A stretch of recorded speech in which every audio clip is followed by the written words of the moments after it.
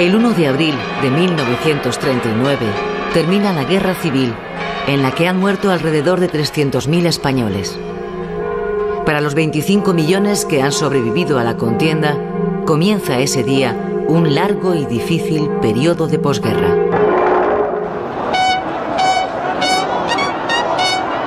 Para celebrar su victoria en una guerra que ha enfrentado a los españoles durante 3 interminables años, el general Francisco Franco, llamado también el Caudillo, preside en Madrid, el 19 de mayo de 1939, un gran desfile militar que dura 5 horas. En él participa una representación de los 2 ejércitos extranjeros que le han ayudado a ganar la guerra. Un batallón de los Camisas Negras italianos y otro de la Legión Cóndor alemana desfilan ante el vencedor. En ese momento, Franco es el gobernante que concentra el mayor grado de poder de toda nuestra historia. En sus manos está la jefatura del Estado, la presidencia del gobierno, el mando de las Fuerzas Armadas y la jefatura nacional del único partido permitido, la Falange Española tradicionalista. Su poder omnímodo queda bien expresado en una consigna de la época: Franco manda, España obedece.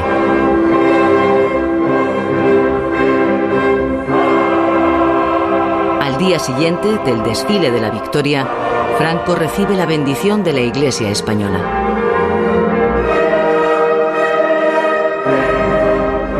Madrid, en la iglesia de Santa Bárbara tiene lugar un acto religioso hondamente emotivo en que el caudillo hace ofrenda a Dios de su espada victoriosa ante el cardenal primado.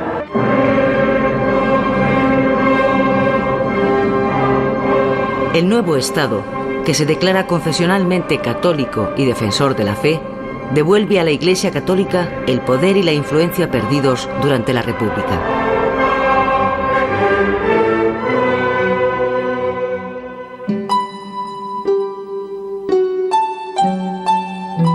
La otra España, la que ha perdido la guerra, participa en otro tipo de desfiles, los de la derrota. Cerca de 500.000 de españoles huye del país en dirección a Francia. En la misma frontera, las mujeres y los niños son separados para ser enviados a refugios del interior.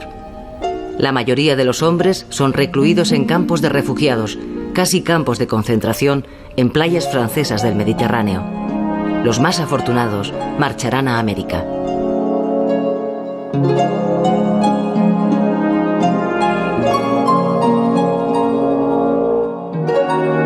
La gran mayoría de los vencidos que optaron por quedarse en España han sido detenidos y son obligados a recorrer el país con destino a campos de prisioneros donde quedan encerrados. El siguiente paso es la depuración de responsabilidades políticas. Atención, atención. Los nombres de la siguiente lista preparados para el Consejo de Guerra. Alrededor de 40.000 presos son condenados a muerte y fusilados en los años que siguen al final de la guerra. Fallamos que debemos condenar y condenamos al procesado como autor de un delito de adhesión a la rebelión a la pena de muerte. Otros muchos, como el poeta Miguel Hernández o el dirigente socialista Julián Besteiro, mueren en la cárcel, víctimas de la desnutrición, el frío y la miseria. La feroz represión sobre los derrotados es una de las bases en las que se asienta el nacimiento del nuevo régimen. De hecho, el estado de guerra se mantiene en vigor 9 años más, hasta 1948. La paz solo llega para los vencedores. Sobre los vencidos cae el castigo, la humillación y el miedo.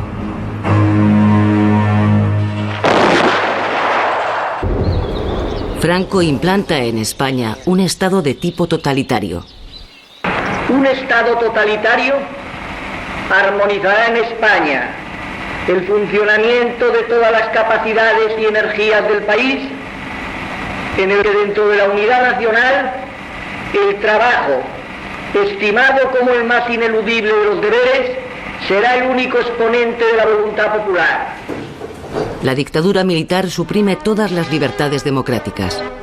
Los partidos y los sindicatos quedan prohibidos. Los estatutos de autonomía del País Vasco y de Cataluña son derogados y sus lenguas perseguidas. Los medios de comunicación son sometidos a la férrea censura del Estado. Los funcionarios públicos son depurados. El saludo fascista con el brazo en alto es declarado saludo nacional. Los españoles se convierten en súbditos. La dictadura de Franco se va a apoyar en tres pilares esenciales: el ejército, el partido único, dominado por los falangistas, y la Iglesia.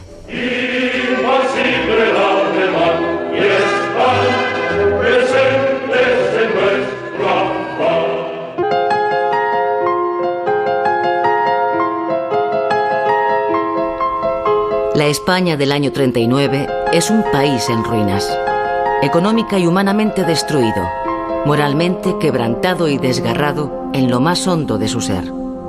La pobreza, el hambre, las enfermedades y el miedo son la trágica compañía diaria de unos supervivientes que no tienen tiempo ni de llorar a sus muertos. Continuar viviendo, dolorosamente, es la larga y difícil tarea que tienen por delante.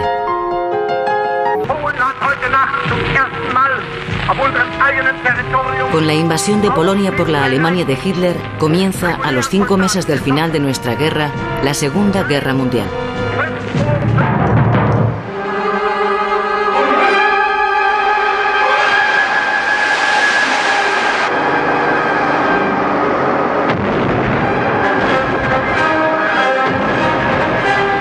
El rápido avance de los ejércitos alemanes en Europa modifica la política española, que en un principio había sido de neutralidad plena.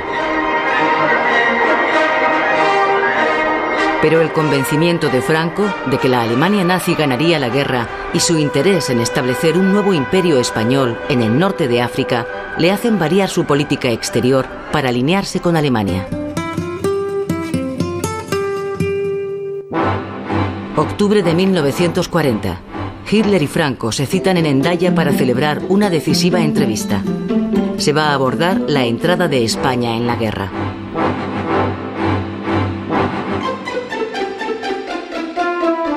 Hitler pretende que España entre en la guerra cuanto antes, pero no tiene intención de ofrecer a cambio grandes concesiones. Franco aspira a que se le cedan las posesiones de Francia en el norte de África.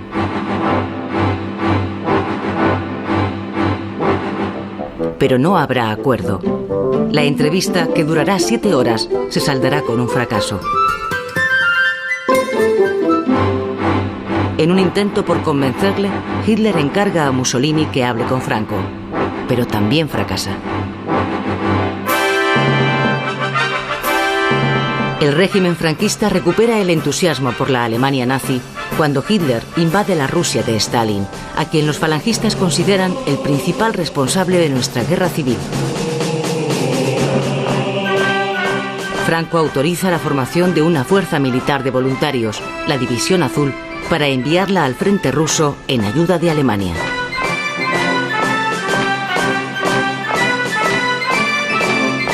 España entra de esta forma en la contienda europea sin haber declarado la guerra. Durante 2 años, 47.000 españoles lucharán en el frente ruso, encuadrados en la División Azul.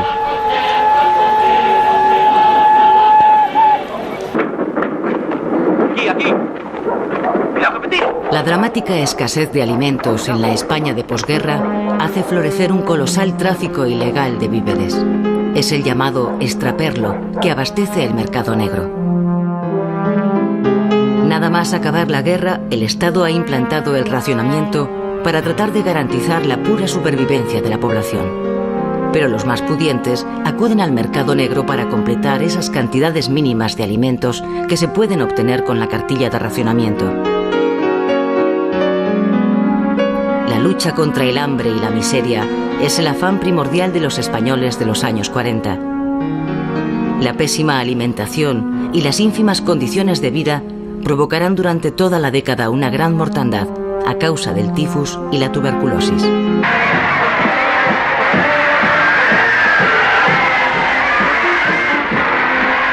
Con la liberación de París en el verano del 44, se acerca el fin de la Guerra Mundial. La derrota del fascismo en Europa alienta la esperanza de los republicanos españoles en el exilio. Muchos de ellos han participado en Francia activamente en la resistencia contra el nazismo. El Partido Comunista, que confía en recibir ayuda por parte de los gobiernos aliados, organiza ese mismo otoño una operación para liberar a España de las garras del franquismo. 4.000 guerrilleros entran clandestinamente en el país por el Valle de Arán con ese objetivo, pero la operación se salda con un rotundo fracaso. Sin embargo, en el interior de España se mantiene viva otra clase de resistencia, la de los maquis. Son unos 7.000 hombres que al terminar la guerra se habían refugiado en los montes de todo el país. Desde allí, sostienen durante toda la década de los 40 una silenciosa lucha de guerrillas contra el régimen. Muchos de ellos caerán abatidos por la Guardia Civil. Tras la victoria de los aliados, el régimen de Franco pasa a ser el único fascismo que, habiendo apoyado a Hitler, sobrevive en Europa. La soledad internacional del franquismo se hace patente en 1946. Ese año, las Naciones Unidas niegan a España la entrada en su organización y recomiendan, además, a los países miembros que rompan relaciones con el régimen franquista.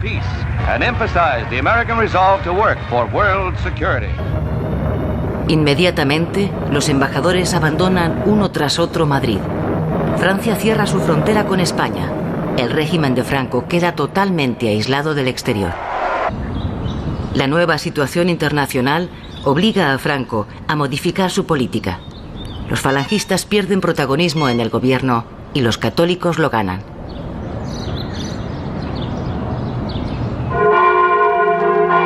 El régimen pretende distanciarse del fascismo derrotado a base de acentuar su carácter católico. Las procesiones, las concentraciones religiosas y los ejercicios espirituales se celebran masivamente en todo el país. Son los años del nacionalcatolicismo. La Falange, en consecuencia, pierde algunos símbolos de su poder. El saludo fascista, con el brazo en alto, deja de ser saludo nacional. Además, el partido único, Falange Española Tradicionalista, pasa a ser llamado genéricamente el Movimiento. ¡Arriba España! La feroz represión de los primeros años de posguerra se suaviza y el número de presos desciende.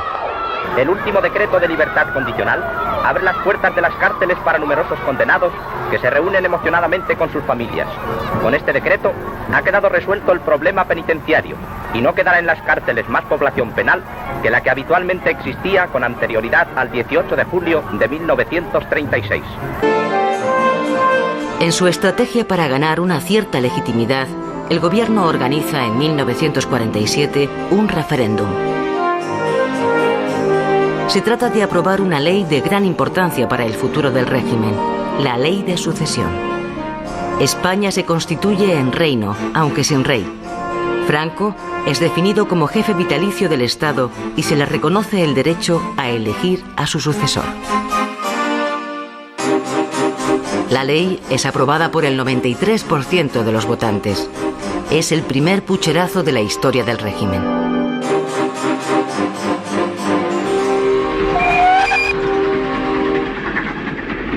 Un año después de aprobada la ley de sucesión, el príncipe don Juan Carlos, hijo primogénito de don Juan de Borbón, titular de los derechos dinásticos de la Casa Real, viaja de Estoril a Madrid.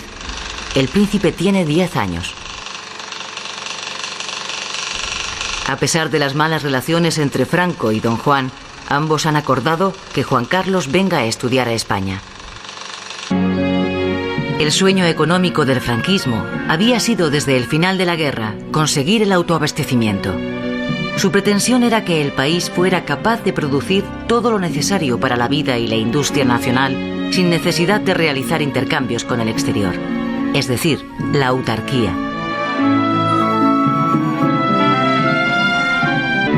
La producción de carbón, acero y la energía hidroeléctrica son las consideradas prioritarias para reconstruir el país.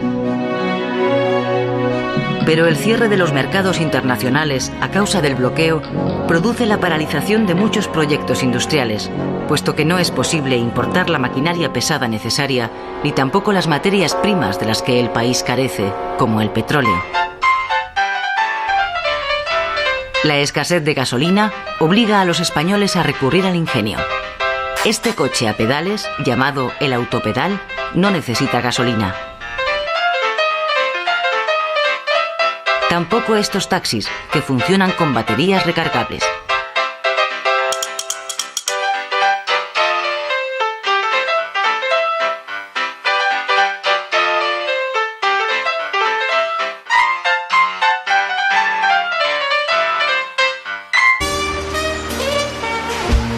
Franco, que empieza a ganar la batalla de su supervivencia en el poder gracias a la Guerra Fría y la consiguiente suavización del aislamiento internacional de España, se decide, tras 12 años en el poder, a poner su cara en las monedas españolas.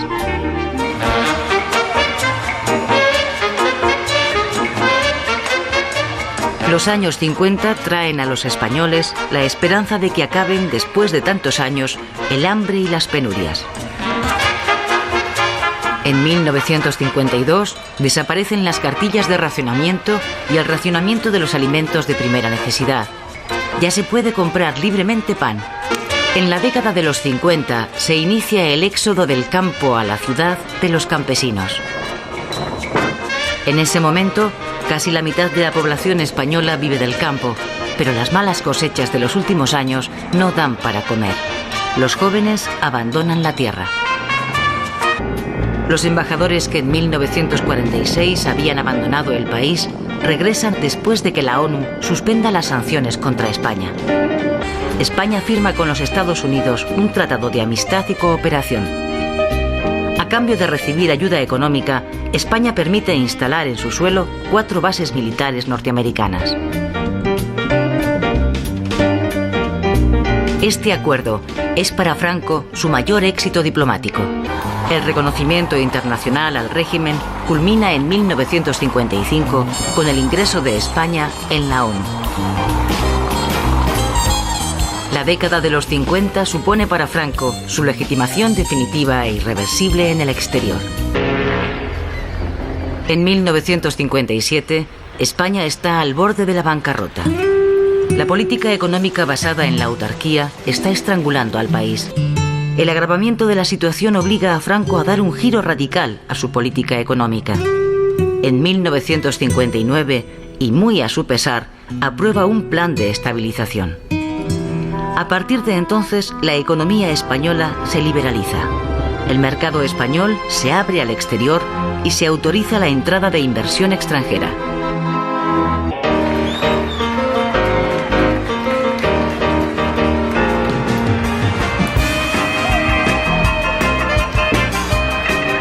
Los años 60 van dejando definitivamente atrás los años negros de una posguerra brutal, amarga e interminable.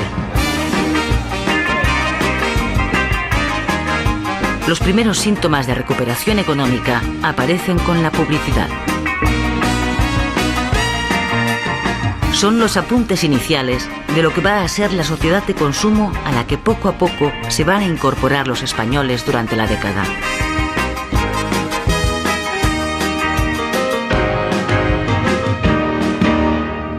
El plan de estabilización consigue producir en los años 60 un espectacular desarrollo económico. La industria se convierte en el motor del crecimiento. El país se industrializa de modo acelerado. España deja de ser un país eminentemente agrícola. El desarrollo es tan notable que el propio régimen lo bautiza como el milagro español.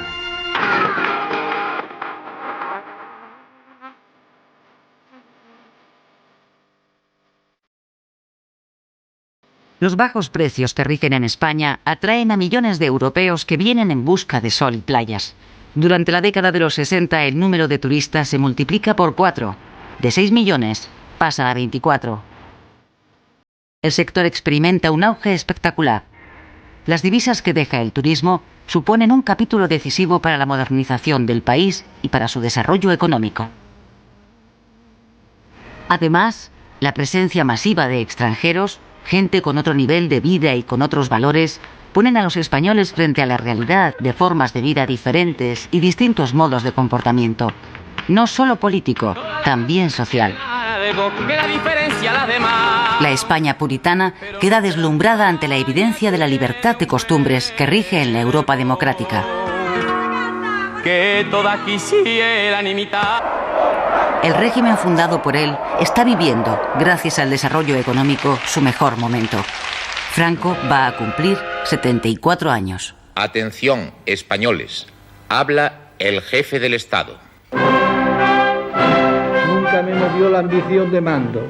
Desde muy joven echaron sobre mis hombros responsabilidades superiores a mi edad y a mi empleo. Hubiera deseado disfrutar de la vida como tantos españoles, pero el servicio de la patria embargó mis horas y ocupó mi vida. Y así llevo 30 años gobernando la nave del Estado, librando a la nación de los temporales del mundo actual, pero pese a todo, aquí permanezco, al pie del cañón. 3 años más tarde, en julio de 1969, Franco se decide por fin a designar sucesor. Queda aprobada la ley y designado sucesor en la jefatura del Estado a título del rey para en su día el príncipe don Juan Carlos de Borbón y Borbón. Franco considera que la monarquía del movimiento ha quedado así instaurada para el futuro. En 1969, la organización independentista ETA asesina a su segunda víctima. ETA, Euskadi y Libertad, había nacido en 1959 de la mano de un grupo de jóvenes expulsados de las juventudes del PNV.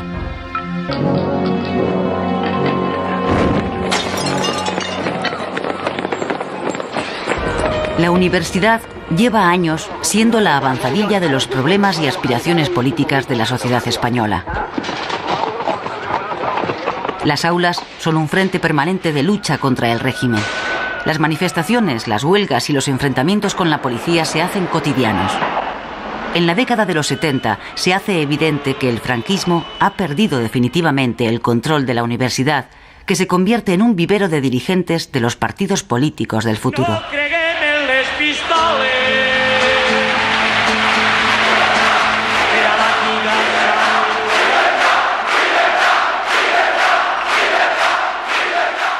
A partir de 1970, la conflictividad laboral se dispara. Y aunque el derecho de huelga no está reconocido por el régimen, durante ese año se producen 1.600 huelgas. El régimen franquista endurece extraordinariamente su respuesta ante la lucha obrera y reprime con violencia los movimientos huelguísticos.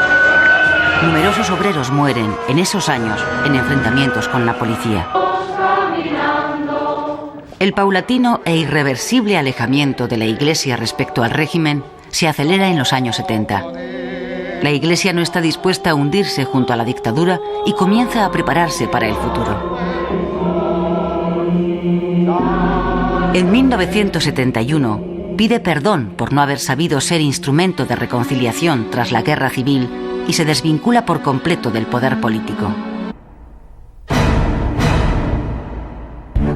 En 1973, Franco, asediado por la enfermedad de Parkinson y por la edad, tiene 80 años, renuncia a la presidencia de gobierno. Con el propósito de asegurarse la supervivencia del franquismo sin Franco, el dictador nombra jefe de gobierno a su fiel colaborador, el almirante Carrero Blanco. El nuevo presidente llega al poder en un momento en el que el régimen empieza a hacer agua por todas partes. En el ámbito económico, el gobierno de Carrero coincide con la gran crisis internacional. Para España, los primeros efectos comienzan a verse en las estaciones. Los emigrantes vuelven de Europa. La crisis los ha expulsado. El desarrollo del país sufre un súbito frenazo.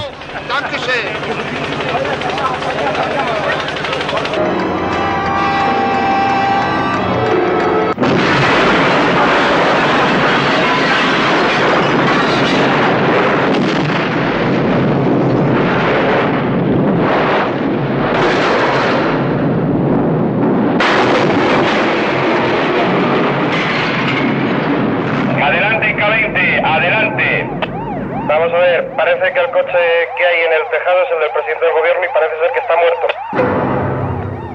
El 20 de diciembre de 1973, Carrero Blanco es asesinado por la organización terrorista ETA.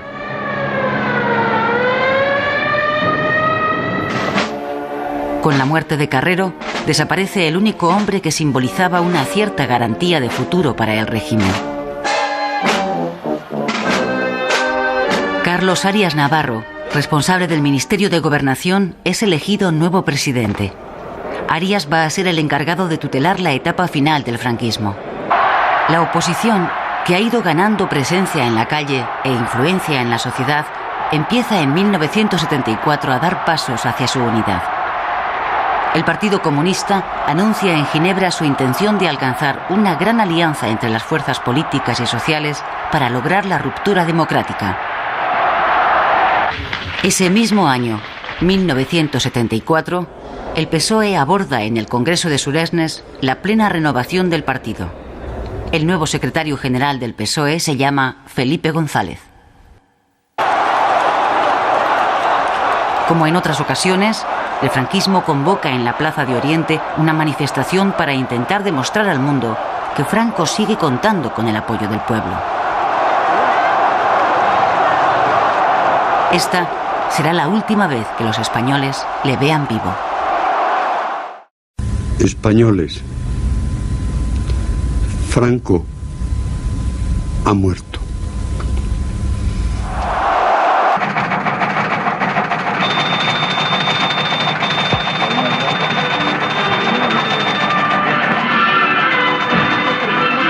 Transmite Radio Nacional de España en conexión con todas las emisoras españolas.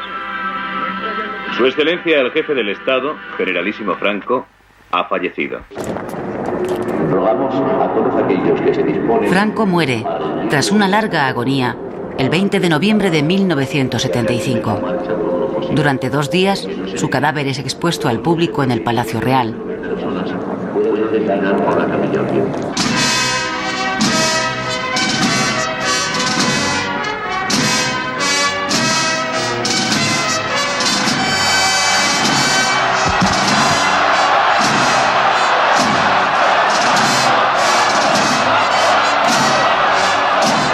Antes de ser conducido hasta el Valle de los Caídos, el cardenal primado oficia su funeral en la Plaza de Oriente.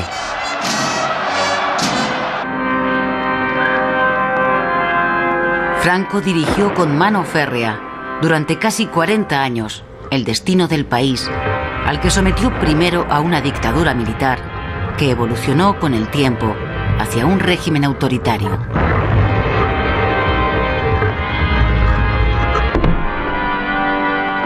Tras su muerte, los españoles sueñan esperanzados con un futuro en libertad.